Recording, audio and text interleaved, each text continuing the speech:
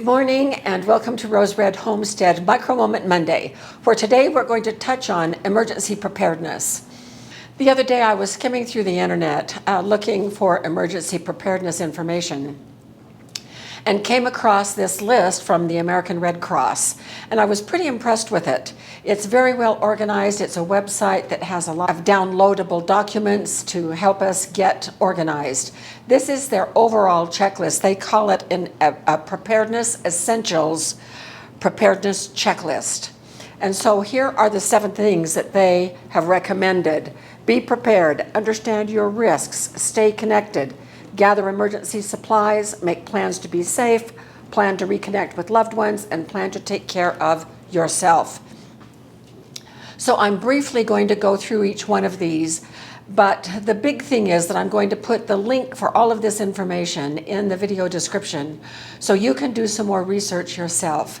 One of the things that Jim and I recommend is that we all have an emergency notebook. Now, I don't have a title on ours yet, but we've got dividers in this notebook where we can post things under various topics.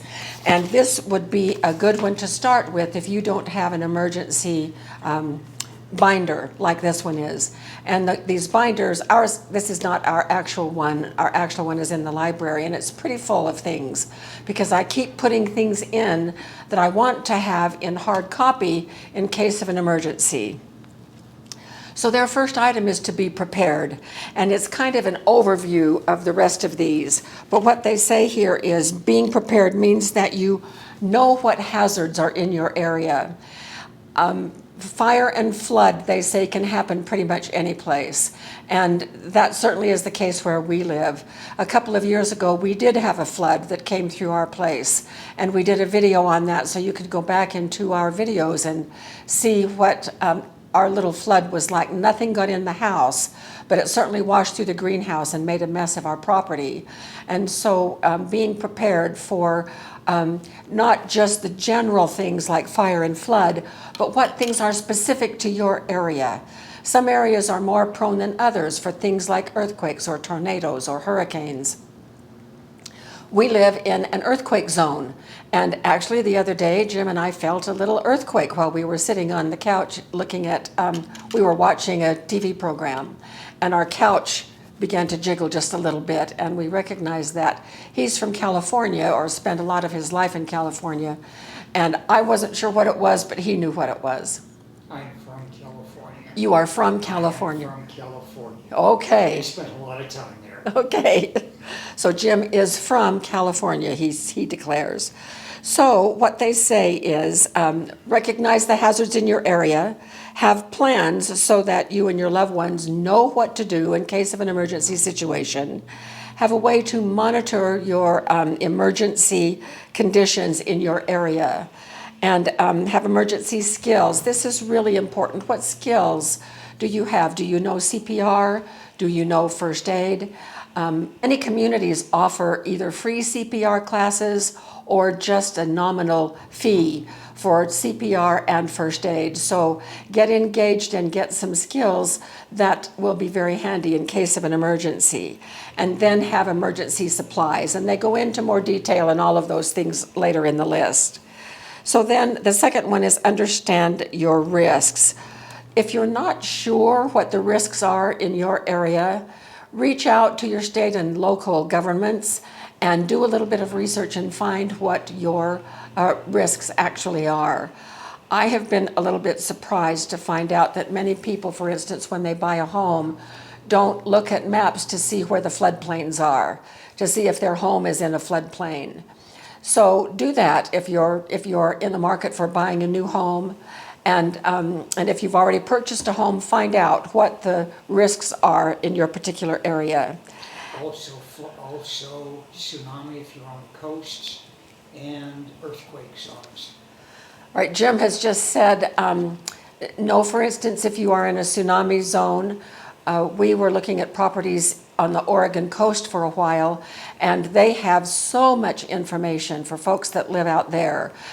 You can plug in the address of what property you're looking at, and it will tell you if it is in a what level of hazard for tsunami that property has.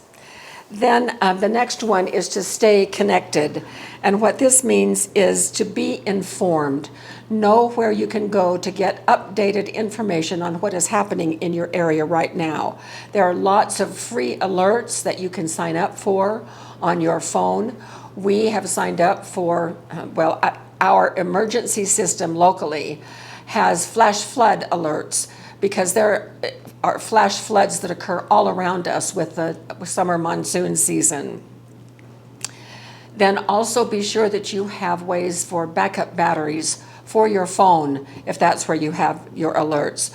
Have a battery-powered radio or one that you can hand crank to generate the power for a radio.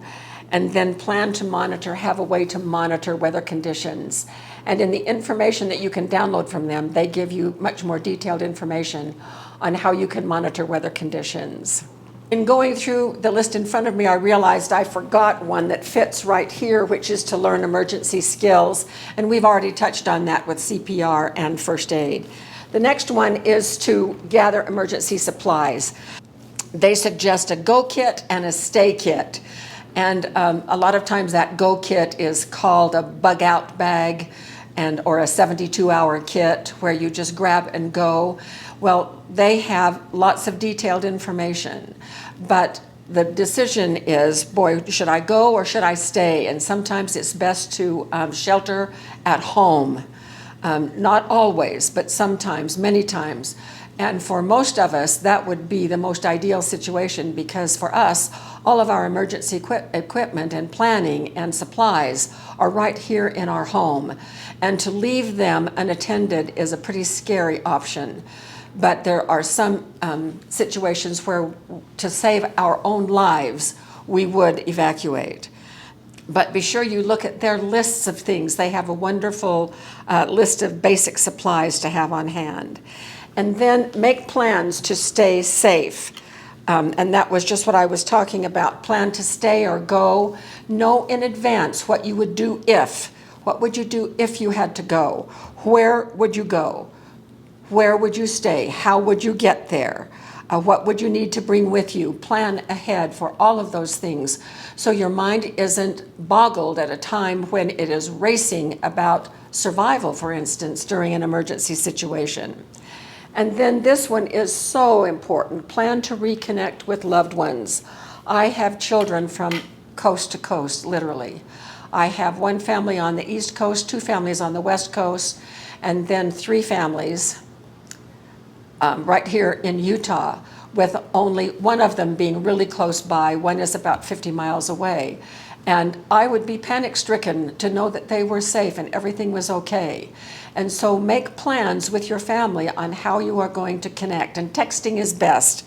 They go through a whole list of ways that you should do, that we should all plan for in terms of if we have to leave our home, where would we go? And if Jim is in town and I am here and something happens, how would the 2 of us reconnect with each other if traditional ways were unavailable?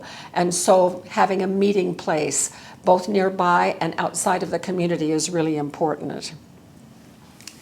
And then plan to take care of yourself. It will be a very, very stressful time. So be sure that you can plan for having healthy food, and there are lists of things that they give you that will, the healthy food and the type of food to plan for emergencies. And it is right in harmony with the things that we have always done on this channel as well. And Red Cross has set up what they call a distress helpline for free if you need to talk to someone. And so make sure that you take care of yourself. One of the things that they have that I think is so handy is this is an emergency contact card. This is the first page, this is the second page, and they go back to back like this, and then you cut them out. If you have a printer that prints double-sided, then you can print double-sided and cut them out, and here they are. And it's just a little card that has 2 sides, and it asks basic information like your name, your home address, who your health provider is, and then a place for you to write emergency numbers, and then on the back, who is your emergency contact, and for in area and then out of area, what your meeting places are. And then once you fill it out, it folds in half, and it's just the size of a credit card that can fit right in your wallet. So Jim and I are in the process of doing just exactly this. And this is very helpful in case you are in an accident or some kind of an emergency and are incapacitated. Then they can look in your wallet and find this card and know exactly what your information is. One of the other things that I found on a different website was that we should all have a list of our medications, the current medications that we are taking. And it should be written, I mean, I've got it on my phone, but if I'm incapacitated and people may not be able to access my phone or know how to access, because there's a way to get in for emergency people, and most emergency people know how to do that. But to keep it on a 3x5 card and just stick it in your wallet so you have a written, and I have pictures of my meds on my phone, but people wouldn't know where to go to get that. So it's all about being safe, being wise in what we do. We seem to be having more weather events. This last atmospheric river that hit California wreaked havoc with so many of the communities there. And then the storm moved northeastward and came right through our area. And we had a full week of rain and snow, not to the level that California had, not threatening the way it was in California. But we all need to be prepared and to watch out for one another as well. We're better when we're helping to take care of each other. So please visit the website, download things that will be helpful to you, start an emergency notebook, and let's work together to all be safe during emergency situations. So thank you so much for being with us, and we will see you again next week for another micro moment.